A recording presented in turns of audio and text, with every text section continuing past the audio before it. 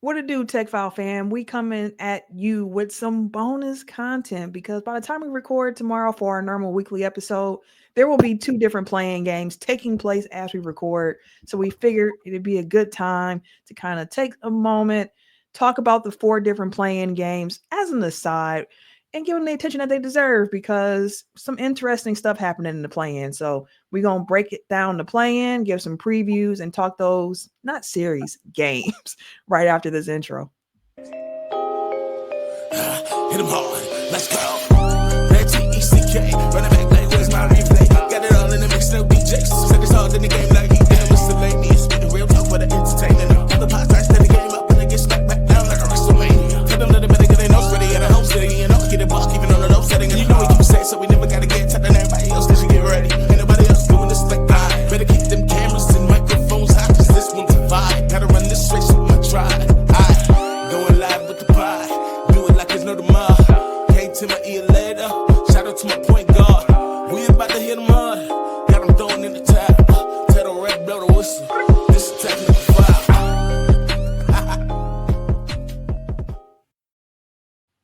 Welcome to this bonus edition of the Technical Foul Podcast, the sports podcast you never knew you needed. And it's your boy, TIMKINZ, the number 3, a.k.a. Ass Ketchum, a.k.a. Mr. Give It To Me. What up, though? I am the Eric J. Only known as The Eric J. And I'm Camille, point guard of the crew, the real life Tifa Lockhart, the girl next door. You know, holding it down for all the women who love sports. Not joining us for this bonus episode is Kay Harris, the gentleman. The gentleman. There you go, the everyday gentleman. He's being a dad. He has stuff to do, so we holding it down without him for this quick little bonus episode. So let's not waste any time, gents. Let me just start here. We're gonna go through these series. Let's start in the East. Start with the 7-8 matchups. The Hawks at the Magic. Who you got in this series and why? So yeah, because they're damn near even. Like as far as the matchup goes, I believe they split the season. They split the season. Hawks ended the season on a 3-game winning streak. Orlando lost the last one, but record's damn near the same. Shit, like the rookie, Riche, he's coming along really nice. So he can present Paolo and Franz some issues along with Okongwu, along with Capella, along with Dyson Daniels. Like Atlanta's squad they got some pieces, and they're really gonna be leaning heavier on the defensive side as opposed to the offensive side for that, for them to kind of get carried to the next round. But Orlando is kind of like the same way.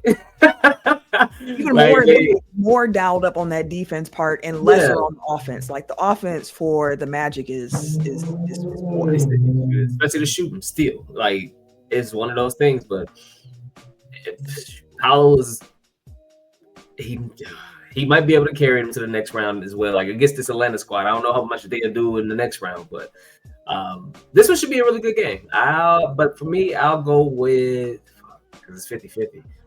Truly. Like it's really, one game. It's not a series, so like anything can happen in one game. I'll go with Atlanta. They're on a winning streak. They wanted to get in here, so then I'll pick the team that got the momentum at the moment. Eric, how you feeling? Which team you think coming out of this matchup to play the Celtics? Yeah, like you guys said, it's 50-50. I think it's a toss-up, from just the fact that it's a one-game series and also that it's a toss-up because they're pretty evenly matched teams. So because I don't have any analysis that kind of breaks the tie, I'm just going to go with what I would rather see. And it's like who matches up better with Boston, which I think would be Atlanta. I think Atlanta having a little bit more offense. They are defensively solid, Trey aside. So they can at least hopefully try to keep pace with Boston in that first round matchup. But yeah, I could see either team coming out of this matchup wouldn't surprise me because again, like I think they're so evenly matched. Each has like one kind of special offensive player and then a bunch of role players that kind of slide in behind it. Well, I guess Franz isn't a role player, but you know what I'm saying. Like it's an evenly matched team that kind of has a similar profile, and it really is just any given Tuesday, I guess. Truly, like, so you're going with Atlanta in this one? Yeah. I'll be the lone one. I think I'm going Orlando in this game. And again, anything can happen in one game, which makes trying to predict what's going to happen in a play-in game a little bit difficult, because for Orlando, if this is a game where the threes are actually falling for them, it's, you know what I mean? Like, it's going to be light work. The problem is just the fact that normally the threes don't fall for the Magic. I saw this stat. It said that in games where the Magic hit at least 15 threes, they are 12-2. In games when they hit less than 10 threes, they are 5-29. Damn. One of those 5 victories they got, though, was against the Hawks. So I guess they might be something to say about that, which, again, 2 really evenly matched up teams. And I'm just going to give the edge to the Magic, even though they have, like, the worst offense of, like, all the teams, 20 teams in this postseason play-in mashup here, like, even worse than Houston. I think that their pathway forward, again, lean on that defense, and also seeing if they can get the Hawks in foul trouble. Like, if Paolo can be aggressive, get them in foul trouble, get some easy points along the way with free throws, I think it'll bode well for him. But like we said, to me, really a 50-50 shot. I just so happen to be hitching my wagon to the Magic. But I will say I think the Magic match up better with Cleveland than they do with Boston. So, like, that's probably the matchup you shouldn't try to do it, but, like, I think they match up better with Cleveland. But we gonna see. Any other thoughts on Orlando, Atlanta? It's not on Orlando, Atlanta, but like you mentioned, postseason play-in mashup. Like, can we just call this the postseason? Like, I don't understand. It's its own thing, Eric. I don't understand what the plan. It's this little thing that's like its own little nether world of, like, it's not the regular season, it's not the playoffs. Like, it's called purgatory season. Like, it's really not that hard. It's NBA purgatory. You like you're not there or there. You just sitting here. Now, fun fact: Jonas Valanciunas has been in the playoff every year, every year that it's been in since its inception, and he leads it in rebounding, I believe. Is that including the bubble before it was the official plan? I can't recall who he was playing. I don't know. I don't remember who was in it. I don't know what team he would have been on. Memphis. He was Memphis for a while. Memphis would have been in New Orleans, weren't they? I know in the bubble, I think only the Western Conference had the play-in game, and then next year when it was formally adopted, like, I know Memphis was in there, but I can't remember who was in the first one in the West. I know the East didn't have one, but I know the West had a play-in game. But just curious if you knew. Now, the other 7-8 matchup, I think, is the best game of the play-in of the 4 games that we know of. The 8-seeded Memphis Grizzlies at the 7-seeded Golden State Warriors. Who you got again with the Warriors and the Grizzlies? 2 teams that have a history in the play-in tournament. They've played each other before in the play-in. The Grizzlies got the best of the Warriors in that overtime win.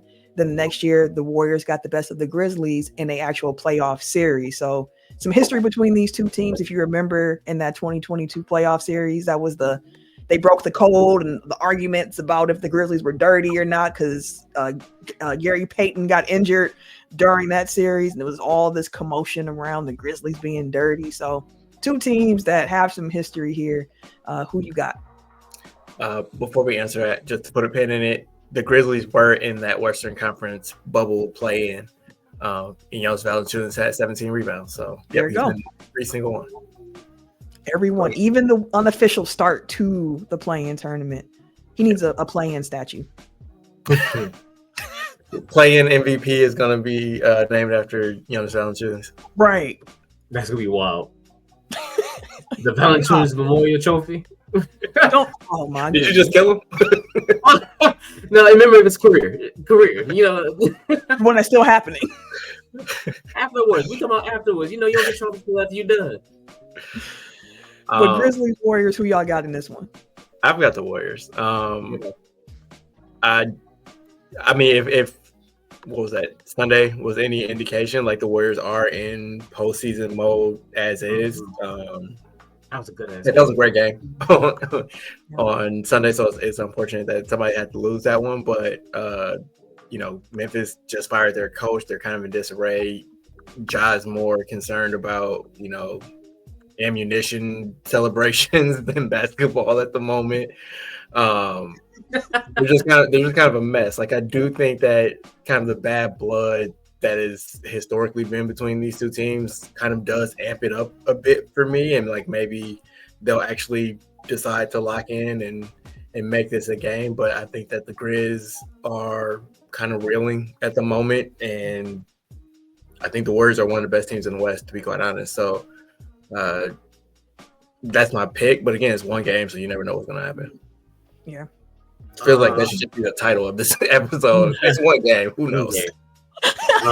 Playing preview. It's one game. Who knows? That's the title. Yeah. This series is less 50-50. Golden State kind of romped them for this series. Memphis had the 144 to 98 or 93 win. Steph, them only played like 24 minutes. He was like 0 for 7.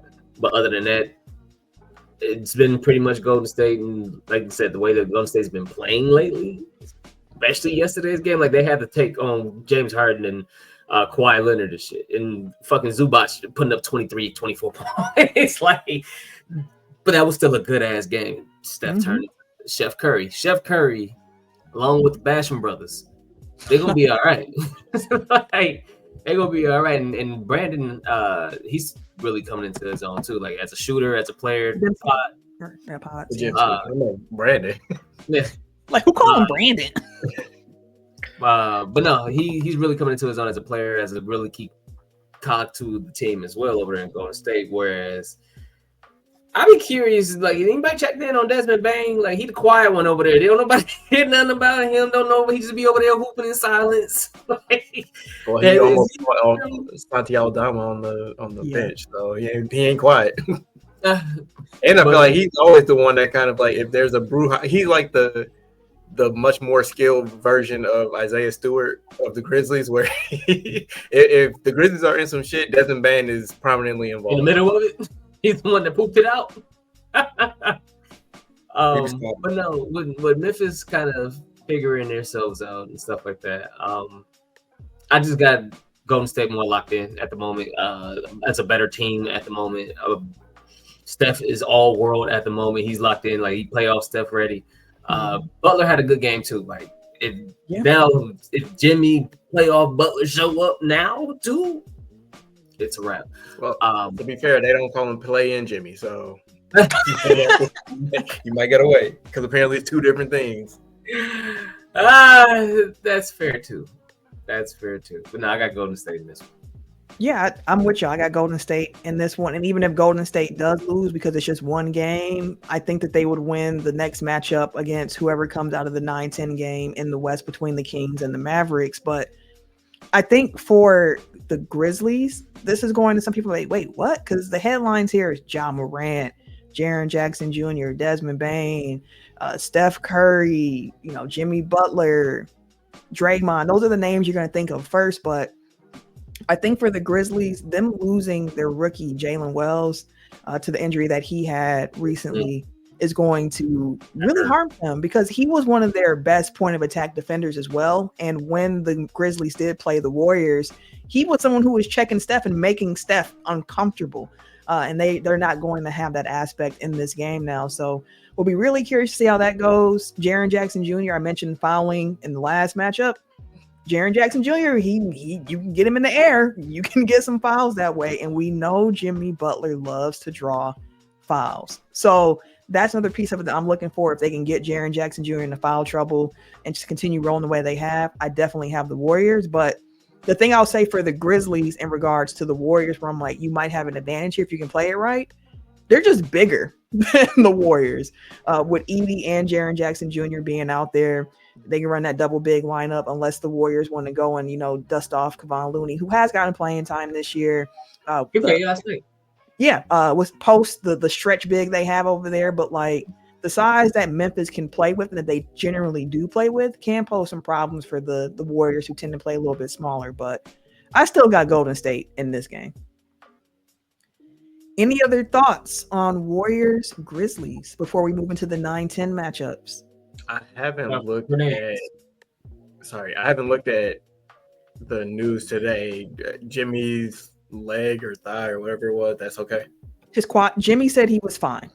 In live time, he said, "I'm gonna go home and I think he's gonna play some dominoes and I'm gonna be all right." Like, that's the only other concern. I'm glad you brought that up because he was hurting in that Clippers game when he caught that knee to his quad. Knees, that shit hurt. It was right. It was his quad. It wasn't his knee. So that goes to show how hard that happened. Like, just an immediate contusion to his quad there. So Jimmy said he's fine. Jimmy said he was playing, but that's a Warriors team that exerted a lot of energy trying to get that win over the Clippers so they could have a week off. And now they got to play on Tuesday, today, as you're listening to this show. Not a quick turnaround. Draymond made a joke of like, we're not senior citizens. We'll be all right. But in basketball terms, you are. you're kind of gray, Draymond. You a basketball senior citizen for sure. So I think that's going to be the best game on the Tuesday slate for sure. Mm-hmm. Probably the best game of the 4 scheduled playing games. But we'll see. Sometimes you get surprised. Yeah, I mean, I'm saying, like, given how equally matched that other matchup was, like, that actually might be a better game because it'll be more competitive. But yeah, it could. No. That's gonna be a Tim game because he like defense, so I can see Hawks Magic being right up your alley. But we also have Heat and Bulls. The Heat are the 10 seed. The Bulls are at home hosting. They should just call this the Bulls and Heat Invitational. I feel like they be in the play-in quite often here. Winner Bulls that always in there. Man. Good Lord. But Heat Bulls, winner plays loser of Hawks Magic. Who you got in Heat Bulls? Because I'll let y'all know right now. I'm going with the Bulls. I don't know what to make of the Heat at all. I know they had the win streak over the last few weeks here, but they go how Rozier go. They have blown so many fourth quarter leads. They have just not been a consistently good team. And at least Chicago, again, hot streak, but they're a team that's going to shoot a lot of threes, and they can get a very high variance type of game. Kobe White's been hooping. Josh Giddey seems to really like to play against the Miami Heat. He's averaging, I think, a triple-double against them this season. So, like... What against the Heat? Yeah, against the Heat. I think that's it. I'm going to double-check, but I'm pretty sure he's averaging a triple-double against No, I'm saying when he almost got that quadruple-double. What against the Heat. So that probably helps boost those numbers up. So, yeah, I'm going Bulls in this matchup. What about y'all? Ditto. Same. go ahead. I like the energy. Like Chicago seems like they're starting. It seems like they like playing with each other now. To be fair, like since DeRozan and Levine left, and they had to kind of figure some things out, and Kobe White was coming into his own even more. Like, and then Giddey started kind of being a good facilitator, kind of another centerpiece around everybody, especially with the rebounding. He helps with the breaks, things like that. So, Vucevic just been Vuce. He'll do what he's gonna do. He'll get you your 20 and 10 and call it a day. It might be a cone every now and then, but Vuce gonna be there and he'll give you some offense and rebounding and stuff. So it just seems like the younger guys, Mateus, how you say it? Is Mateus? Yeah, Buzelis. I like him. Modest. I like him a lot. He started kind of coming into his own towards the end of the season too. So like the Bulls look like they're starting to like I said, even the energy in the games that they're playing, like it just seems like in Chicago they're like they're right behind them. Like now they're like, okay, we can. Like the prior years, they're like, hey, Bulls, but like this year, it really seemed like Chicago behind this team now. And like they really like they're showing up to the games. The crowd energy is crazy in these games. They having these tight ass, crazy ass fourth quarter ass games. Yeah. Like it's been fun to watch them for them. So I'm gonna go with the fun team. Eric, you said you want Chicago too? Yeah, I'm going Chicago too. Like again, kind of riding the momentum. It's funny because you think that they made that move at the trade deadline to kind of, I was confused. tank essentially. Although they didn't then rip it all the way down to the stud, so maybe they foresaw addition by subtraction, but like they've been a much better team second half of the year, well, last third of the year, post All-Star break, post trade deadline. They figured some things out. Again, like you said, Kobe White has kind of been on one. Josh Giddey has wound up being a really impactful addition for them, and putting the ball in his hands a lot more has been helpful. You still have Vooch, who gives you competence as a big, like you know exactly what you're going to get from him, which is solid offense, some rebounding, not much defense, but can be big in a way. And I mean, like Miami, I think has better top end talent. I guess like they have Bam still, they have Tyler Hero, who I keep forgetting was an all-star this year. Like and but yeah, I think Miami's just, I don't want to say a mess, but like they're wildly inconsistent, and I think that they're kind of in a holding pattern for their next iteration. I think they're just ready for the season to be over. Yeah, I would agree with that. And like, I know we've gotten used to the Miami Heat being a team in the play-in and the playoffs that have like these surprise Cinderella runs and all that stuff. But once they traded Jimmy Butler, I feel like that version of the Miami Heat is gone now. Like I'm not buying it. I thought that they could be a team that after the trade deadline, after All-Star break, could make a run now that they had all the Jimmy Butler stuff behind them. But it just hasn't quite connected so far this year. Now, I do think they have some pieces that make them interesting next year, like seeing how Khalil Ware has been coming on strong at the end of the year, who, again, I really wish the Bucks would be able to draft him, but wasn't on the card, wasn't on the table, blah, blah, blah. And the other young guy they have over there, is it Larson? Yes, he's been coming on recently too. So like they got some pieces that next year I think is going to be interesting seeing how they build out. But this year, this play-in, I'm not seeing it for him. And I mean, like it seems like it might have been like a numbers game thing, but it's kind of weird how effective Jaquez was last year and just didn't get run this year. Like he just fell out of the rotation and never made his way back in. So I guess be careful of, you know, progression not being linear in that regard, but also he may have a bounce back year next year. So again, like it's kind of looking more towards the future. Like,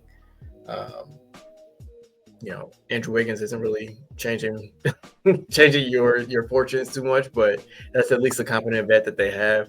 But again, I don't think that they came together as quickly as they would have hoped to kind of make it a thing this year.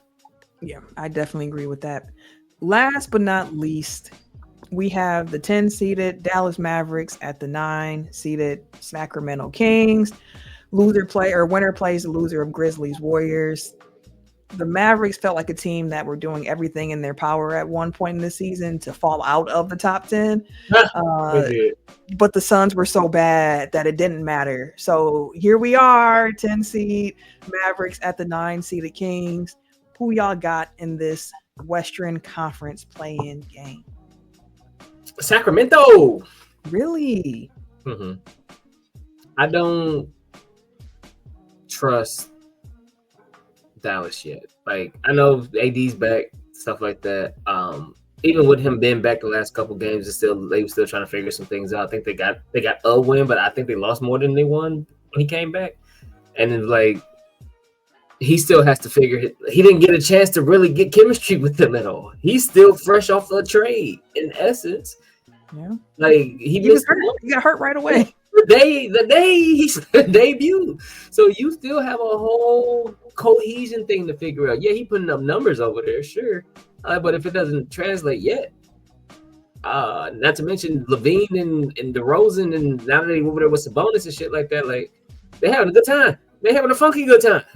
As good as they can while losing games they probably expect to win. But hey, when you fire a coach at the beginning of the season, you know, that momentum they had, they were riding at first with Doug Christie. It started to crash. Yeah, it came back down. It came back down. The defense was still a problem. Still don't shoot a lot of threes. Like, you know, just Sacramento Kings things. I mean, well, really, it's Chicago Bull things because they just they saw what Chicago did in the East and said we want more of that. Like, Need that. Oh, okay. Like Chicago had like post trade, like Chicago had the better record than the Kings. Just Sacramento. full stop. Like I don't know. Like ultimately, I don't know. It does it matter really who wins? Like you have the walking wounded that is the Dallas Mavericks at this point against the Kings, who I just don't think are any good. Like through 7.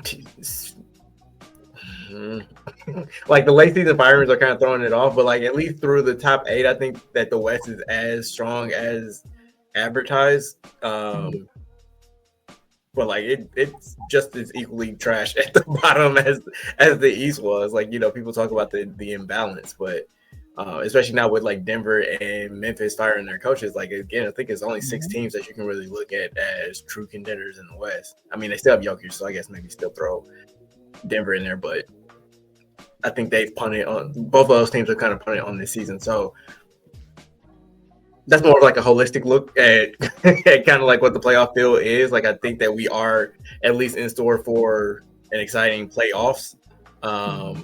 Agreed. I guess to answer the question, I'm gonna flip a coin and say the Kings. Don't really have a reason for it. Just somebody got to win. Somebody got to win. Somebody got to win this game. And Sacramento is actually 3-0 against Dallas this year. I believe the last game the two teams played is actually when Kyrie tore his ACL. So, yeah, they weren't going to win that game.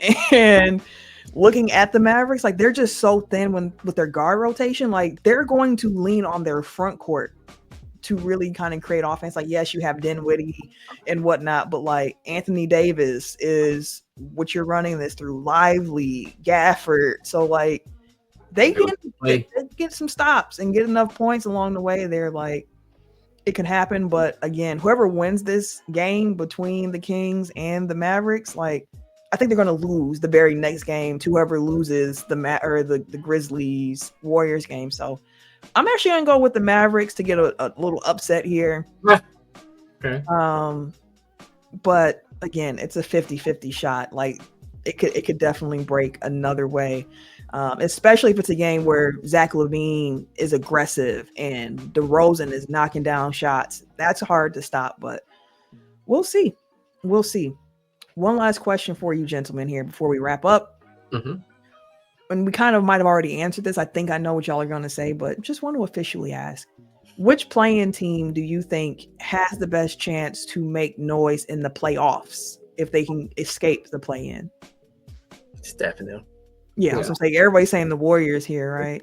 Yeah, that's what I thought, but had to ask because even when they got Jimmy Butler, like I remember Steph talking to Bleacher Report, I think it's ESPN, and he said like, "Hey, if we don't get in the play-in, I believe we can beat any team in a 7-game series."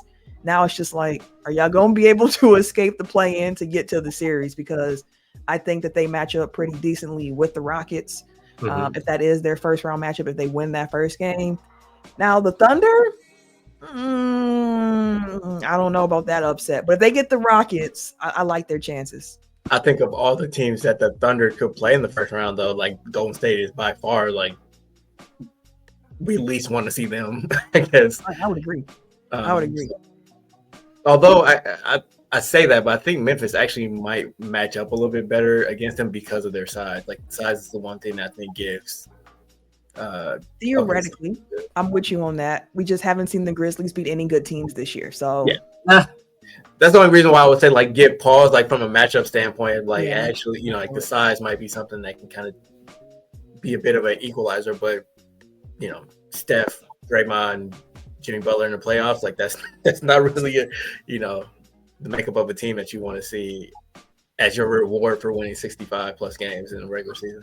I know you ain't lying about that one, but it should be fun. It should be a fun little play-in tournament here. Gives the other playoff teams a time to get a little rest here ahead of time.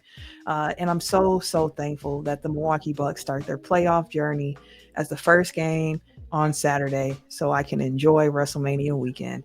It's all I was asking for, all I was hoping for, and I got what I wanted. So hopefully we get some good games here. As I said, this is a bonus episode. We will be recording as normal Tuesday. So as you listen to this tonight, come join us live on our YouTube, be part of the show.